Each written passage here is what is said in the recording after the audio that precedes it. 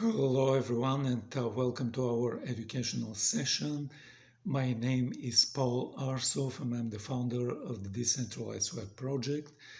The topic of our session today is concentration as a media trend ahead. And this is part 2 of the presentation, and last week we did touch on the concentration, the reasons, and what is happening. But this week and this session, we are going to touch specifically on can anything stop this concentration of power.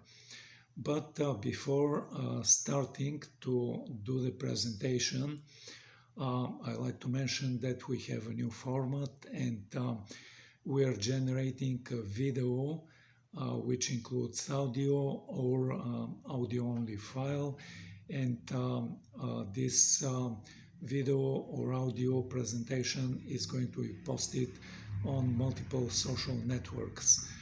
So it is going to go to Twitter, Instagram, Facebook, Telegram, and YouTube, and multiple other social channels. As usual, at the start of this presentation, let me tell you a little bit about our project. Recently, we did release a marketplace and collection of NFTs. What is unique, special, and interesting about our NFTs is that they're based on three-dimensional objects. With three-dimensional objects, they need a special software which opens a window, loads the object, and then it displays or animates this object. We decided to build our own 3D software engine which does this. It opens a window on a computer screen, it loads the 3D object, and it starts animating it in a way of moving it in a random fashion around the window it just opened. But in addition to this initial capability, our 3D software engine includes multiple additional capabilities. The first such capability is the capability of speaking, and our 3D NFTs can speak in one of three different voices. Our 3D NFTs can speak either in a male voice or in a female voice or in a whisper kind of a voice. In addition to the three basic voices, there are three different flavors of voices. A voice can be spoken either in a normal speed, or it can be spoken in a fast speed, or it can be spoken in a slow speed manner. And if we take, for example, a male voice and it is spoken in a slow speed manner, then this voice can come as the voice of an old person or the voice of a masculine person. If on the other hand we take a female voice and it is spoken in a fast speed, then this voice can come as the voice of a little girl or the voice of a funny person. The second important additional capability that we're having is the capability of voice recognition. You can issue voice commands to the 3D NFTs, and if, for example, you are having a 3D NFT moving in a random fashion around the screen, you can issue your very first voice command to the 3D NFT to stop moving, and then the 3D NFT is going to stand still and stop moving. You can then issue following voice commands like move left, move right, move up, move down, zoom in, zoom out, rotate.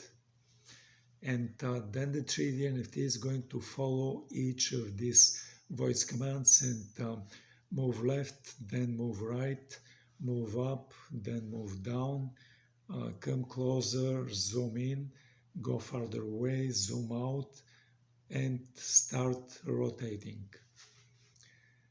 The next important and significant capability is the capability of the 3D NFT having basic artificial intelligence.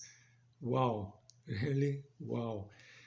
You can ask the 3D NFT what is your name, and then the 3D NFT is going to reply with their name. You can ask the 3D NFT who are you, and then the 3D NFT is going to reply with who they are. You can ask the 3D NFT to describe something, for example, describe Web3 or describe decentralization or describe Russia. And then the 3D NFT is going to tell you in few sentences about Web3 or about decentralization or about the country called Russia. So that's it regarding to the basic artificial intelligence capability. The last capability that we're having is the capability of seeing the 3D NFTs in real 3 dimensions. You can go to our 3D NFT marketplace, and the name of the website and the URL of the website is 3dnft.decentralizedweb.org. 3D NFT is written in a way with the number 3 followed by the letter D followed by 3 other letters NFT, and it is altogether 3D NFT. Then there is dot, then there are 2 words altogether, decentralized web, and then there is dot and it ends with org. Like you can click on a collection on our 3D NFT marketplace, and then you can see a link to accessories. And when you click on this link to accessories, you're going to see that we are offering special glasses. You can order 1 pair of these glasses, and when you receive these glasses, you're going to see that 1 lens of these glasses is red and the other lens of these glasses is blue. Then you can put these glasses on, and you can request displaying the 3D NFT in a way of stereoscopics. So what stereoscopics means is that part of the 3D NFT is displayed in red or reddish colors, and another part of the 3D NFT is displayed in blue or bluish colors. So after requesting displaying in a way of stereoscopics and putting the special glasses on, you can see the 3D NFT as coming out of the flat 2-dimensional computer screen, and you're going to see it in real 3 dimensions.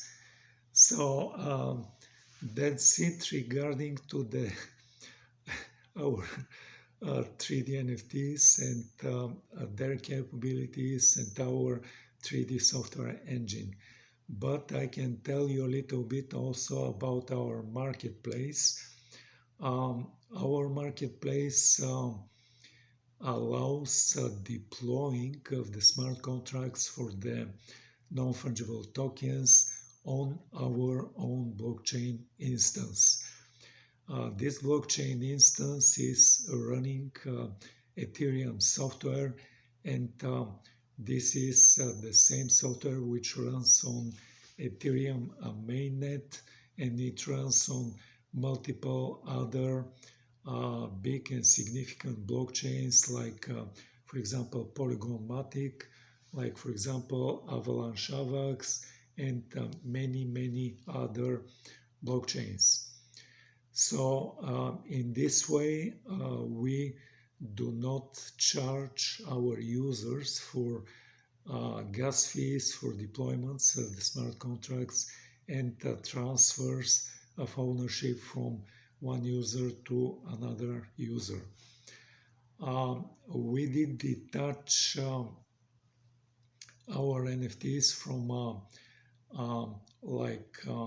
using a single crypto coin, and currently we're offering payments for buyers of our 3D NFTs and then receiving proceedings from sale in 4 different crypto coins. Buyers or sellers can use either Solana Sol or Polygon Matic or Avalanche AVAX or Qcoin KCS. And so in addition to buying and then selling with crypto coins, we have a second parallel and independent way of buying and selling of 3D NFTs done directly in fiat currency. I can give the example of one user who sees a 3D NFT they like. They decide to buy the 3D NFT and they decide to pay with their debit or credit card.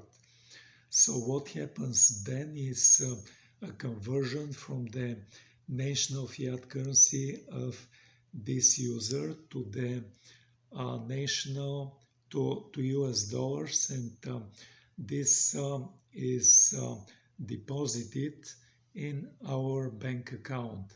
Then this action is followed by a transfer of the initial ownership from our marketplace to the user who just purchased this 3D NFT. And let's say this user decided to play a little bit with this 3D NFT, and after a while they decided to put it for sale. And let's say there's a second user who comes to this marketplace. They browse through the 3D NFTs. They see the 3D NFT of the first and current user, and they decide to buy this 3D NFT and pay with fiat currency. What is happening then is there is a transaction from the national fiat currency of the second user. It is converted to US dollars and it is deposited in our bank account. Then this is followed by a transfer of ownership from the first user to the second user, and the second user becomes now owner of this 3D NFT.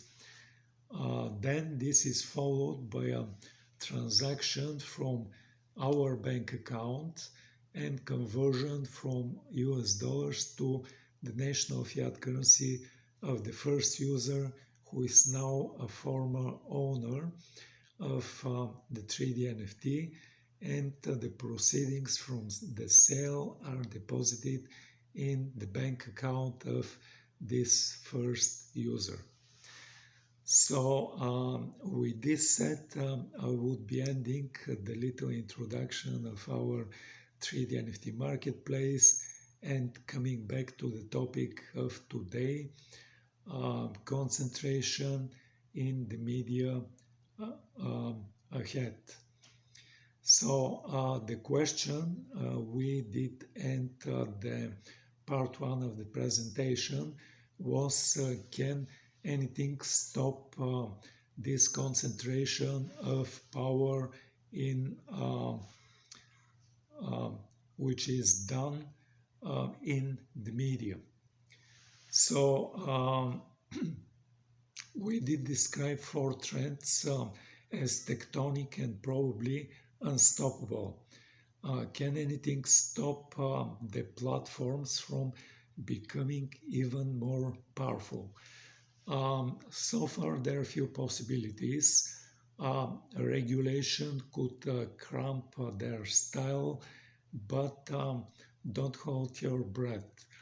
Um, there are varieties of antitrust lawsuits and regulatory efforts that are aimed at preventing anti-competitive and anti-consumer behavior by the largest platform, like for example US versus Google, with the ruling expected or done this month, and like this recently passed Digital Markets Act in the European Union.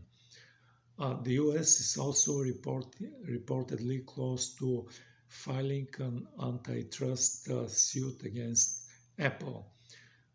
In the case of the lawsuits, however, the outcome, length of potential appeals, and recommended remedies, if any, are all very hard to predict. The US versus Microsoft was arguably the most successful antitrust suit against a technology company, if we don't include the breakup of AT&T. But more than 20 years later, Microsoft is still the letter A in the FAMGA, like in the abbreviation of the biggest and most powerful technology companies. The Digital Media Act provides a framework for rules and consequences for what it deems gatekeepers, but it is hard to either litigate or regulate away network effects. Um, then there are crypto networks which promise to break the platform stronghold or stranglehold. The main ideological underpinning of crypto is that since it is intrinsically decentralized, it would redistribute power and value from centralized institutions to creators and users.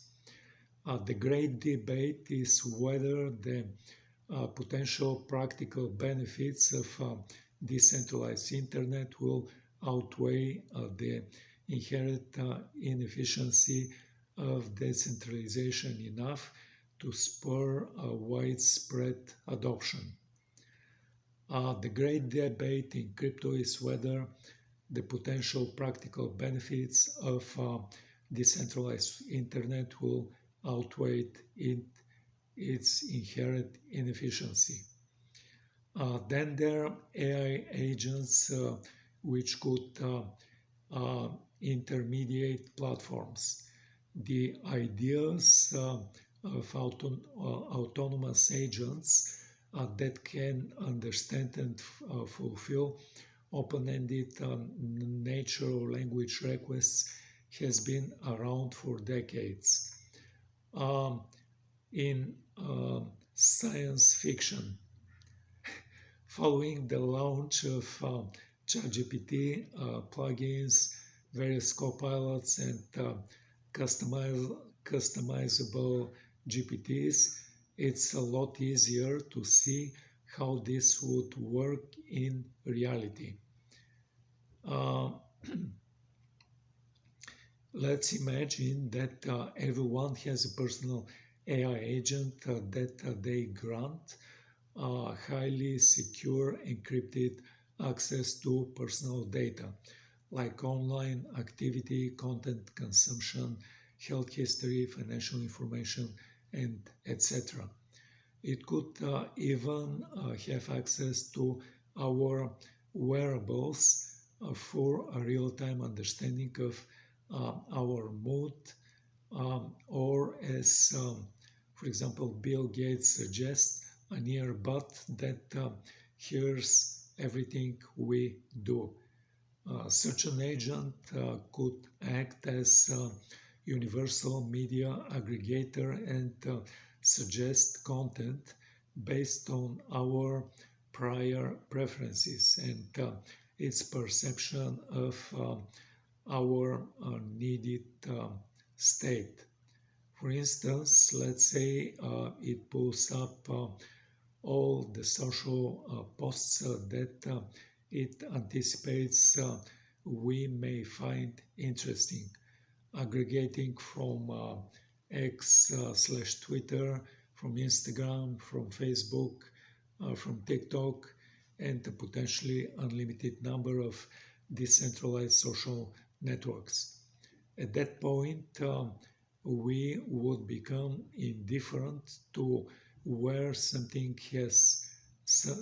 was posted, where someone where we post and where our friends are or aren't present. A lot is unclear on how these kinds of agents evolve um, and how do they monetize? Are they created and known by the largest platform themselves? Are platforms able to block or prohibit them?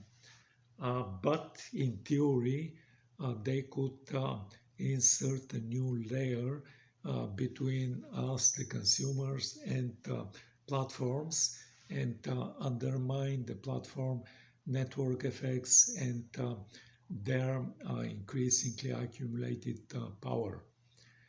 Um, why the internet fragments attention is intuitive.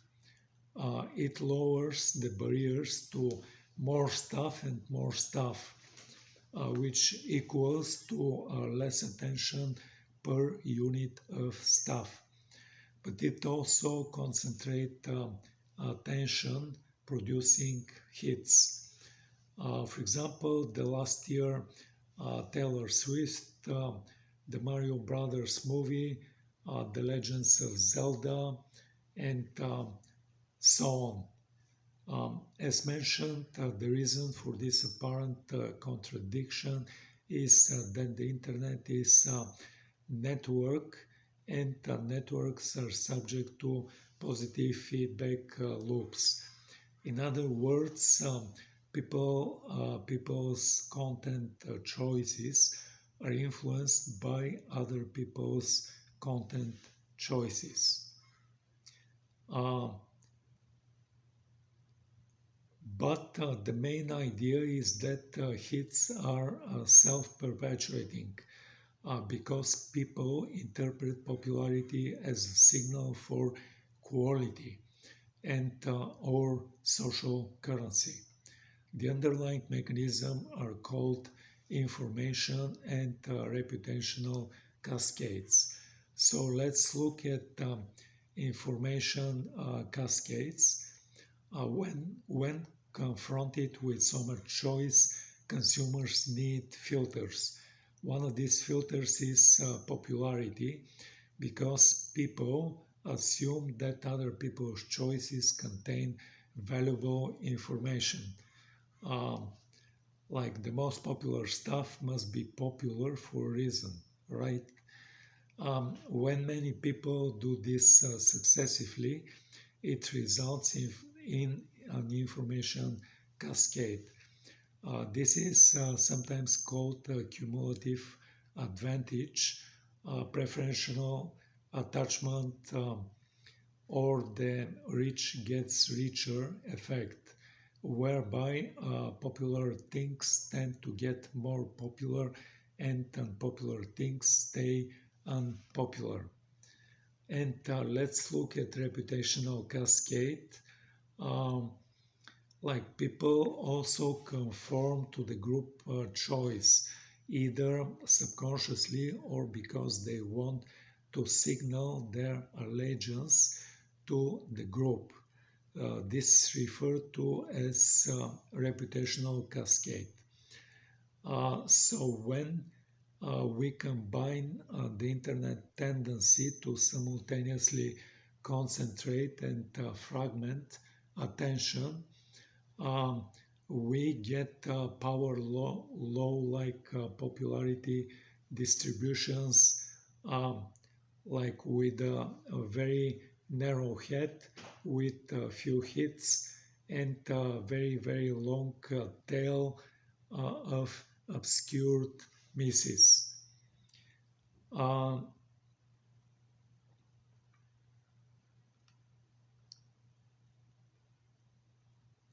so these power law distributions are also evident when examining the payout on self-distribution platforms. Um, so here's some examples. For example, Linktree found that 46% of full-time creators make less than $1,000 per year. Spotify has more than 11 million artists, but only 57,000 make more than $10,000 a year, which is 0.5% of the total amount of artists.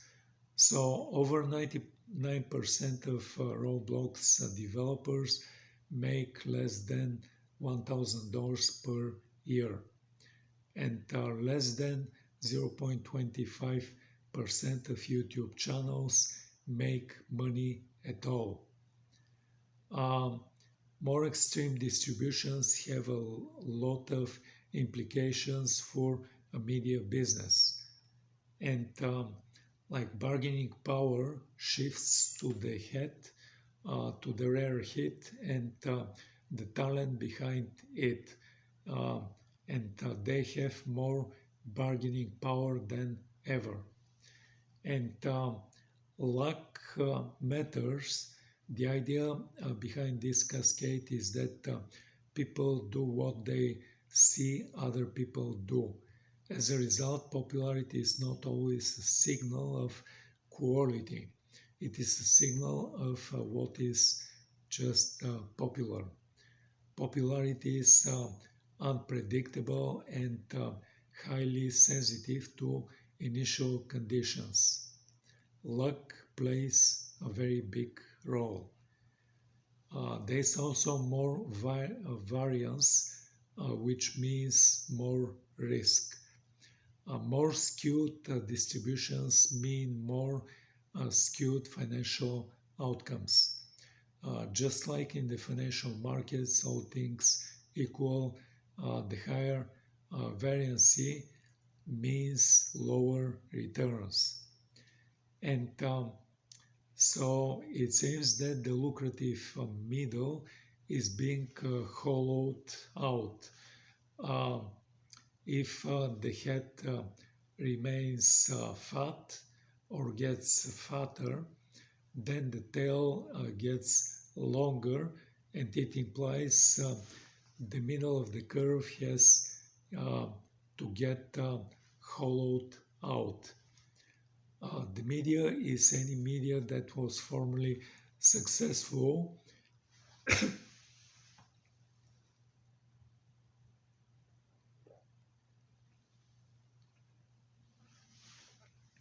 because of scarce distribution that is no longer scarce.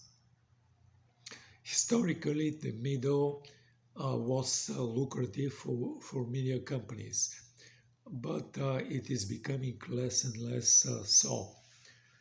A, a middle class may be elusive in the creator economy. In the last several years, numerous creator economy tools and platform startups got funded in the bet that they could uh, in the bet that they could help foster a new creative middle class. The reality is that power laws are merciless, and creator middle class is more likely to result from better ways to monetize small audiences and less skewed distributions. And with this said, we're about to end our presentation. Um, this is little redundant since information network already implies two ways. The term positive and negative feedback loops can be a little confusing. Feedback loops dictate how a system changes in response to a change in a parameter of the system. Um, and Finally, this may seem like confusing, even though network effects manifest themselves as a supply side dynamic. They're referred to as a demand side economies of scale because the demand side, i.e., consumers, directly benefit from the scale. And with this said, I'm ending this presentation. Thank you for coming. Thank you for listening. Have a nice day. Have a nice evening and goodbye.